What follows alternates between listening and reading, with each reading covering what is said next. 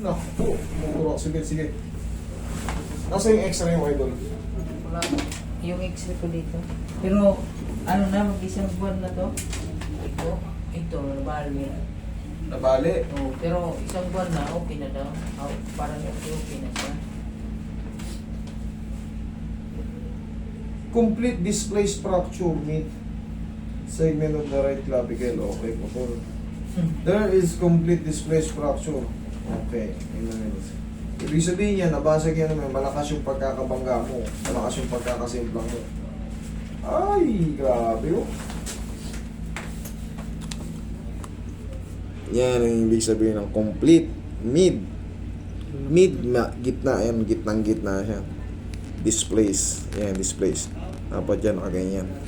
Pantay yan. Ngayon, dito sa may ano, idol. Ang aanohin natin ngayon dyan, dito naman, nakashoot siya. Nakashoot yan. Baka part pa ng swelling. Pero, idol, meron tayong tinatawag na ligaments and tendons. Ito yung buong anatomy na. Tanggalin mo, Carl. Kasi baka hindi mo gaano maintindihan. Ito yung full anatomy ng ano, shoulder. Ayan, magsisimula yan dyan. Ngayon, ang nangyari kay Bossing, dahil sa disgrasya, kitang-kita nyo naman, putol talaga to, hiwalay na hiwalay. Ngayon, yan yung mga nakakapit na mga tendons, yung mga puti tendons yan. Ayan, muscle. Tapos, sa panloob niyan, yan na, papasok na yung mga, yan eh, makikita nyo mga malalaking tendons. Pero bago mo ma-reach, pag na-reach mo na yan, ayan o, tignan mo to. Yan o, ganyan na itsura na pag wala na mga muscle. Punong-puno siya ng mga ligaments. Ngayon ang nangyari guys, sir, ito yung clavicle. Kita nyo may mga nakakapit pa yan na tinatawag na, ayan o, yung mga acromioclavicular, o ayan, basahin nyo na lang. Maaring maputol yung mga yan, kasi ito, putol na putol talaga to. Pag nalagot yan, syempre punong-puno ng muscle yung pag ganun. Ayan o.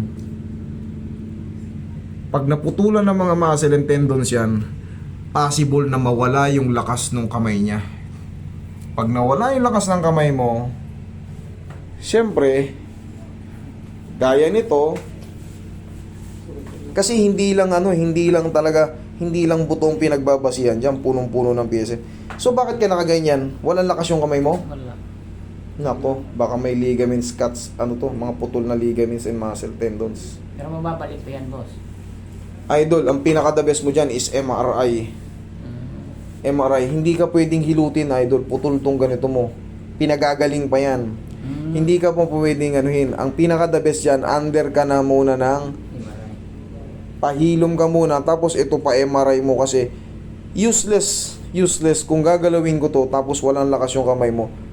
Idol, kung walang lakas talaga yung kamay mo, baka may naputol ditong mga ligaments eh. Sige nga, ibaba mo nga. Tingnan natin, obserba natin. Dali lang, baba na. Wala. Nailay. Sige. Pagka nakaganyan, pag nakalaylay siya, bumababa oh. Ayun. Iyan ang sinasabi ko. Pero base sa x-ray niya, hindi siya dislocated. Hindi mo pag-inaw. Wala nang dislocate. Dito, ito na yung sample nung nadadaya kayo ng ano. Naibalik na, yehey! May nagsasalta pang babae, naibalik na, yehey! Naibalik na. Pero pagka, subukan mong bitawan para malaman mo, yun, dun kayo nadadaya, tapos yayarihin kayo ngayon sa mataas sa singil. Yun yung ayaw ko, kaya binulgar ko. Kasi itong mga ganito, explanation lang sa akin kung hindi ko sisigilin to. Ang pinaka-the best dito is MRI. Pag nalaman ng nag-MRI ng doktor na nag-MRI, kung ano yung nakats talaga, hindi na kayo madodouble damage kasi pag dinaya ko yan, katulad yan, nakaganyan, siyempre, pag hinold ko yan dito, tapos babalutan ko yan ulit, babalutan ng tela 1 linggo, pagdating na 1 linggo, pag tela, tanggalin nyo na yung ganyan, kailangan matuto kayo mag-discuss ng yung mga parts dito. Bossing, ito ay hindi para sa akin. MRI ka muna, tapos asikasuhin ka nila kung ano yung lalabas dito, kung may napatid na Hindi kasi kaya, katulad niya x-ray, ayan